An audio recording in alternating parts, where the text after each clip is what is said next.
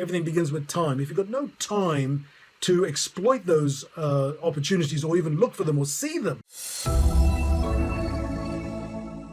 Hi, this is Gordon D'Silva, and thank you to Eunice for inviting me to give you one of my gifts. It's a SWOT analysis. I'm going to talk about the power of a SWOT analysis today. I'm going to just go briefly about me, mercifully briefly. You don't need to know much about me if you're going to get the SWOT analysis, because you'll get amazing value from that. But I also want to just talk a little bit about how to grow a business, how to grow a service business. I'm going to talk generally about that because some of you may not be able to get a SWOT analysis from me, but you will be able to get other value from me because I'm giving one SWOT analysis away, but I want you to also get value. So let me just start with why do this, right? The first reason to do this is because we love our businesses so much. This is one of my pet things, is we love our businesses so much. We'd climb mountains, we'd cross oceans, we'd weather storms for our businesses, you know, and the last year is case in point. It's been a weird year, but business owners, from what I read recently, they love their businesses even more than they ever have. So that's really one important aspect, is that we love our businesses. Now, don't we deserve to have our businesses love us back? What does that mean? What does that even look like? So I believe my business loves me back because, and you can complete the phrase for yourself, but for me, let me just tell you what some of my definitions of a business that loves you back are, right? The first one is a business that gives you plenty of free time to do what you want. A business that gives you a growing amount of money so that you have surplus money so that you can spend on what you want. I don't mean waste it, I mean spend on what you want. For me, it's holidays and a nice house. I'm not worried about a car, I'm not worried about boats in the Caribbean or any of that sort of stuff. I'm just interested in a nice, comfortable house, computers and internet that works, and lovely holidays so I can travel the world, meet new cultures, try new foods. Oh, I love foods from different cultures. And so that's another element. Money is important. A business that offers opportunity. So, for example, a couple of years ago now, my father passed away, and my mother had to move into sheltered accommodation. And there was one really nice place that was available, but we had to make a decision quick, and we hadn't sold her house, and they didn't have the cash available to buy the place. And so I had the cash available, and I helped her buy it. Now, of course, I got my cash back when they sold the house and stuff, but it's that opportunity, the business that gives you opportunity to invest in new projects and helping others. One of my clients helped buy his own house and his parents' house with the extra money he got from his business. So that, to me, is a business that loves you back. All right, so that's really what we're going to be looking to create.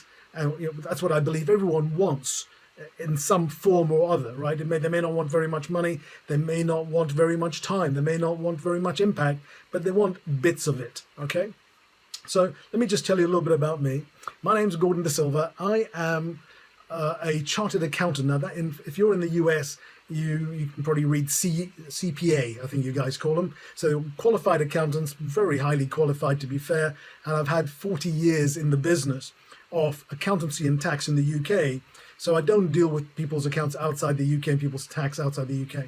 Now that business runs without me, and I probably spend about half a day a week actually running that business, doing what needs to be done in that business. The rest of the time I'm spending trying to improve my mind, improve myself, helping clients with new ideas. I'm always thinking about my coaching clients and how I can help them improve their business.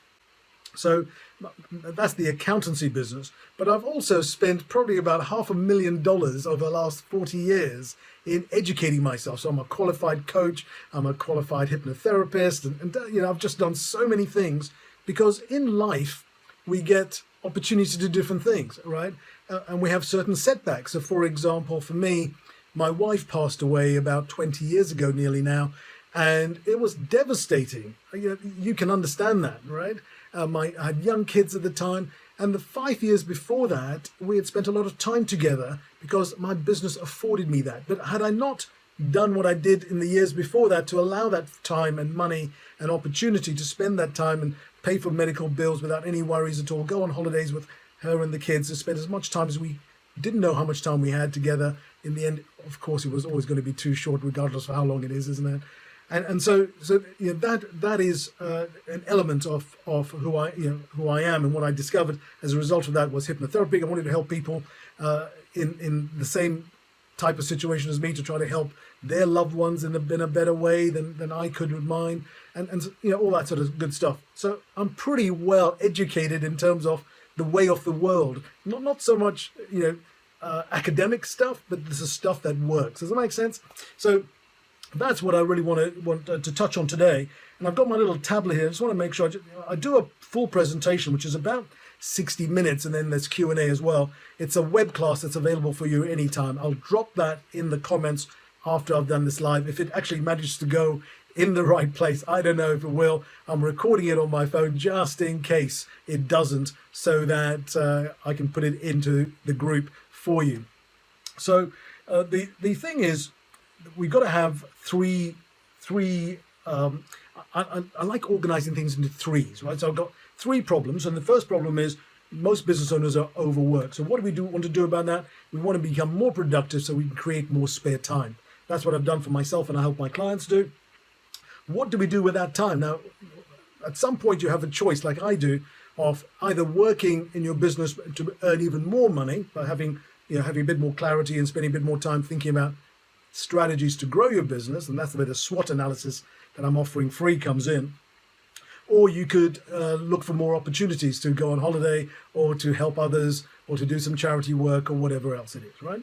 The second problem is there's not enough money. And if you haven't got enough money, the solution to that is making more profit. So we have time first. I believe everything's created with time, right? We need time to think, to increase profits, or to enjoy ourselves. So with more time, we can increase our profits, but strategies that come from tools I have, like the SWOT analysis, which is a very common tool that's not unique to me. My own particular tool is a profit propeller, double your income, double your free time strategy session. That's a tool and methodology I talk to businesses about. That's a different matter. And the third thing is they're having no fun. They're doing all sorts of stuff in their business. A lot of it they love. Some of it, maybe a lot of it, they don't love, right? They don't like. And what they want is that passion to get up every morning and just be so enthused about what they do every day, right? That's what the opportunity is to get rid of all the stuff you don't like, outsource it, delegate it, hire for it, because you've got time and you've got money to make that happen. And now you've got even more time, even more money, and even more passion, because everything you do in your business is stuff you love. So for me, I'm the front-facing element of my business, and I love this. I love talking to clients. I love presenting and adding value to audiences, because I think it's just so important. Make sense? Okay, so that's the model that I talk about in the web class. So if you want the free web class, it's on demand right now. I'm doing a live tomorrow, Thursday. So if you want to live and ask some questions, by all means, come to me on Thursday. Come on Thursday, and I'll be able to answer questions as part of the web class. But now I want to finish off this last few minutes. I was kindly offered 15 minutes, and so the person I am, I take every second I get, right? Because I can add more value. So I want to just talk about the SWOT analysis and what it is and why you may want to get one from somewhere. If you don't want to get it from me, that's fine, but you may want to get it from somewhere. And the SWOT analysis, it takes about between 60 minutes to 120 minutes, depending on your business, depending how big it is, how old it is, what your challenges are and stuff. We go into all of that. But the SWOT analysis stands for strengths, weaknesses, opportunities, and threats, is the common parlance. There are probably others. I saw somebody posting earlier today saying it's trends. I look at it as threats rather than trends, but if it's trends for you and that works for you, brilliant. So let's look at these four elements very briefly. Strengths. What are you really good at? What is your business really good at? What does it shine at? What is it better than its competition at? What are you better than everyone else around you at doing? For me, it's just thinking in a step-by-step process of what to do next to improve your business. It's just a step-by-step process, right? I can clearly see steps, and I make things simple. I take the complex and make it simple. So that's my genius, and I enjoy helping people understand what to do, because I can take really complex numbers, profit and losses and balance sheets and cash flows, and I can interpret them to make it a simple story. We call it a number story, and so that's my genius. So what I do in my business is that That is ultimately what I do in my business, right? Everything else, somebody else does. My team does. My team looks at my emails. My team looks at my social media and all sorts of stuff, right? So that's the first thing, is the strengths. The next one is weaknesses. What is your business weak at? And what are you weak at, right? So what we want to do with weaknesses, we don't want to spend, here's a little, this is my personal view. Some people go, you need to sort of, step up on your weaknesses and really stop them being a weakness in yourself. So for me, that's not the case anymore. I did that for years, and it doesn't work for me, right? And it doesn't work for many, many, many other people. If it's a weakness, it's something you don't like, forcing yourself to do it is not helping you like it. And so for me, it's like doing the numbers of the accounts. I love interpreting them, which is why I've got a team for doing that, but I hate actually preparing them, right? Does that make sense? So for me, I look at my weaknesses, I want to give it to someone else who sees it as a strength. So my team, a good chunk of my team who are in this area, they love number crunching, right? So why wouldn't they just do it all? Because they do it quicker, better, easier, and more accurately than I ever would. So they get that to do, and they feed me the analysis, which I then feed back to the client. Make sense? I interpret the meaning and I give it to the client. So that's weaknesses, and a little nuance on weaknesses. If I were you, I wouldn't worry too much about trying to make your weaknesses strengths or trying to even out your weaknesses. Find someone else who your weakness is a strength to, right? If it's a strength to them, they'll do it better, easier, faster, more efficiently, more effectively, and cost effectively than you ever would. Okay, so that's weaknesses. Then briefly, we look at opportunities and threats. What's your opportunities? And you may go, well, I don't have any. There's always opportunities around you. Opportunities are always around, and they come on a regular basis. But if you've got no time, this is what I remember I said, everything begins with time. If you've got no time to exploit those opportunities or even look for them or see them, you don't even sometimes have to look for them. You just be around and you go, oh, there's an opportunity. Oh, there's another opportunity. Maybe not every 5 seconds, but the opportunities are around all the time.